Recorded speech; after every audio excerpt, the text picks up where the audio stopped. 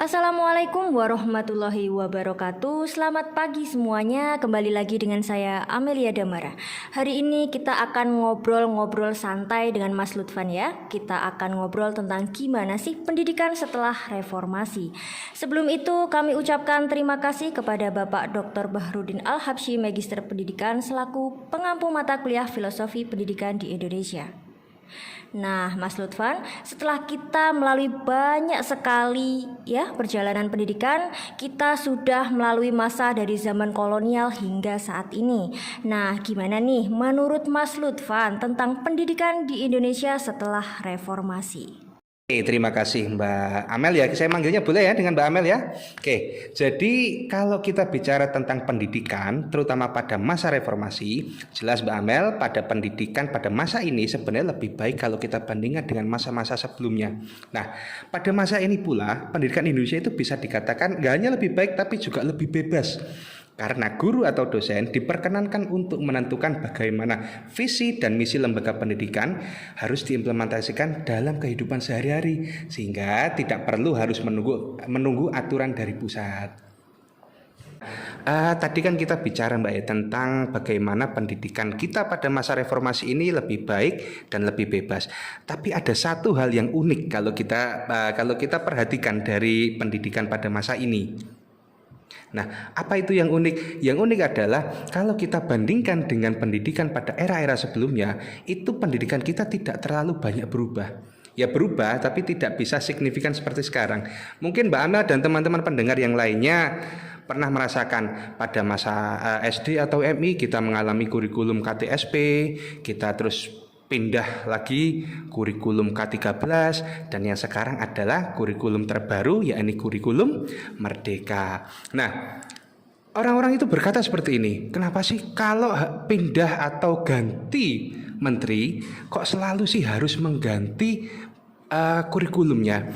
Kalau saya melihat sebenarnya bukan diganti ya, melainkan kurikulum kita itu harus update. Karena kalau perkembangan zaman sekarang jika kita bandingkan dengan zaman dulu, sekarang kan sudah ada internet Pak ya, sudah ada internet, zaman globalisasi dengan perkembangan yang sebegini cepatnya, maka begitu juga dengan kurikulum pendidikan kita itu harus update supaya apa? Supaya kita tidak tertinggal dengan perkembangan zaman.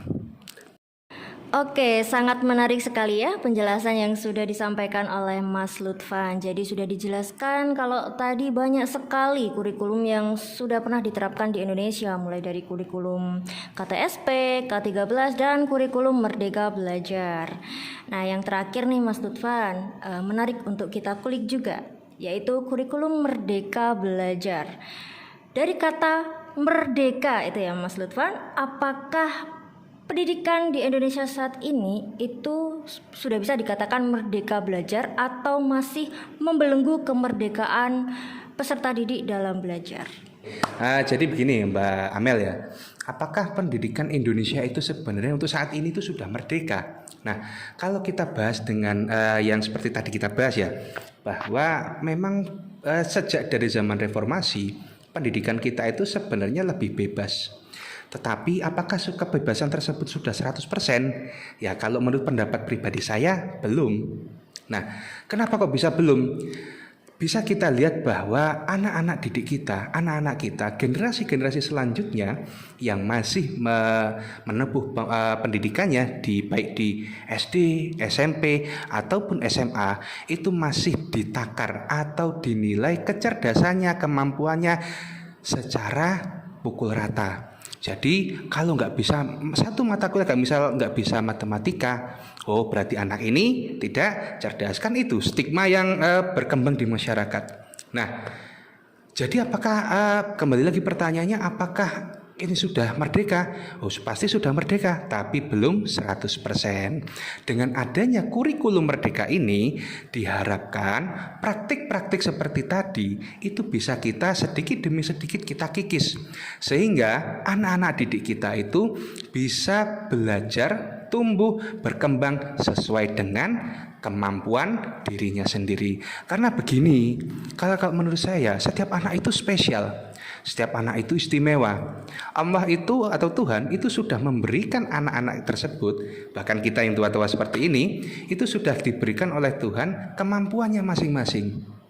Jadi akan menjadi hal yang bagi saya tidak adil kalau dua orang yang berbeda, dua anak yang berbeda dari segi kecerdasan, dari segi kemampuan dan background dan lain sebagainya itu kok diberikan satu penilaian yang sama, akan menjadi hal yang tidak adil. Karena itu pemerintah merumuskan sebuah kurikulum yang bernama Kurikulum Merdeka. Nah, dari penjelasan Mas Lutfan tadi ya mengenai sistem pendidikan yang membelenggu, berarti menurut Mas Lutfan, sistem pendidikan yang membelenggu ini adalah mengenai sistem penilaian yang dipukul rata kepada seluruh peserta didik tanpa memperhatikan potensi yang dimiliki oleh mereka. Nah, selanjutnya nih Mas Lutfan, kalau menurut Mas Lutfan, ada nggak sih model pendidikan yang benar-benar merdeka, yang mana hal itu membebaskan peserta didik dari kata belenggu tadi? Ya, betul. Bahwa yang menurut saya menjadi belenggu utama bagi sistem pendidikan kita adalah pada masalah penilaian. Karena saya meyakini bahwa anak-anak itu spesial dengan spesialitasnya masing-masing, sehingga tidak mungkin dan tidak adil jika kita nilai secara pukul rata. Harus kita berikan penilaian sesuai dengan tumbuh kembang mereka. Nah, untuk pertanyaan kedua yakni ada nggak sih Mas sebuah kurikulum atau sistem pendidikan yang nanti sempurna atau bisa memerdekakan manusia? Ya, pada dasarnya saya tidak mempercayai adanya sebuah kesempurnaan, karena kesempurnaan itu hanya milik Allah semata. Begitu juga tentang sistem pendidikan yang kita miliki atau yang akan kita bangun. Jika kita lihat sistem pendidikan di seluruh dunia, apakah ada sistem pendidikan yang sempurna? Tidak, semuanya punya kekurangan dan kelebihan. Karena jika kita bicara tentang sistem pendidikan, maka kita juga akan bicara tentang kebudayaan. Apalagi kan kita tahu bahwa Indonesia ini masyarakatnya benar-benar majemuk. Beda provinsi, beda budaya. Sehingga ketika kita membuat sebuah atau menyusun sebuah kurikulum, pasti kita akan menemukan hambatan dan hambatan yang lain. Lantas apa yang bisa kita lakukan? Yang bisa kita lakukan adalah introspeksi diri. Apakah kita sudah memberikan yang terbaik sebagai pendidik atau belum? Selain itu kita juga harus berpikiran secara terbuka dan tidak anti terhadap perubahan. Ada sebuah kalimat begini Mbak Amel. Tidak ada di dunia ini yang bersifat abadi. Yang abadi itu adalah perubahan itu sendiri. Barang siapa yang tidak bisa mengikuti perubahan, maka dia akan tergerus oleh zaman. Begitu pula sistem pendidikan yang kita miliki. Dia tidak bisa abadi. Suatu saat ketika sudah dia tidak sesuai, maka kita harus berlapang dada untuk memperbaiki diri, memperbaiki sistem sesuai dengan kebutuhan zaman. Nah, tadi Mas Lutfan sudah menyinggung ya tentang peran pendidik atau guru nih. Nah, saya jadi tertarik nih Mas, karena saya kan juga sebagai calon guru di masa depan, asik. Nah, kalau menurut Mas Lutfan, peran guru yang sebenarnya ini apa sih dalam pendidikan yang merdeka? Oh, ternyata Mbak Amel calon guru ya. Wah, alhamdulillah. Ternyata yang kita bahas di sini mungkin semoga saja membawa manfaat bagi kita semua ya, amin. Nah, bagaimana sih peran guru terhadap di pendidikan yang memerdekakan ini ya Mbak ya? Nah, kalau kita lihat dulu dalam pendidikan ini, senternya atau jadi pusatnya itu kan adalah guru ya. Nah, murid itu cuma mendengarkan saja, guru yang menyampaikan. Nah, tapi kan kalau dalam model pembelajaran seperti itu, pasti kan ada 1-2 yang ngantuk, tidur, akhirnya tidak menerima pembelajaran secara sempurna. Nah, makanya kalau guru saya dulu itu bilang begini, ya kalau gurunya yang ngomong terus ya yang pintar cuma gurunya saja, bukan muridnya nggak pintar nanti.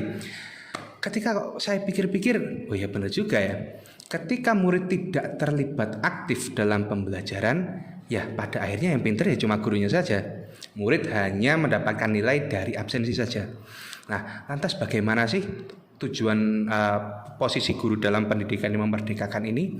Kalau bagi saya, guru itu harusnya menjadi partner bagi peserta didiknya.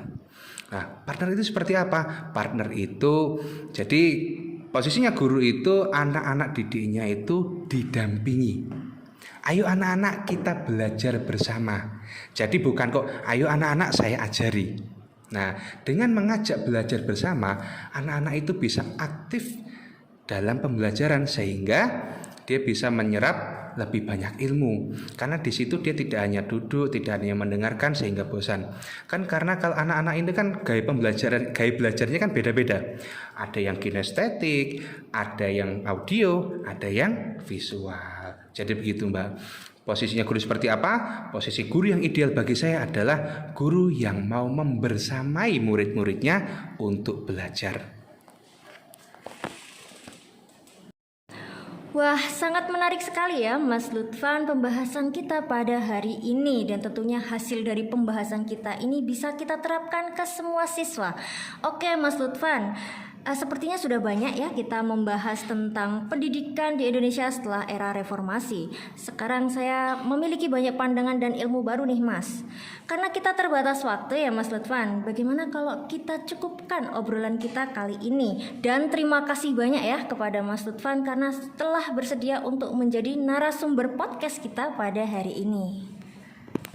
Sama-sama Mbak Amel, saya juga banyak ucap terima kasih atas kesempatan yang sudah diberikan kepada saya.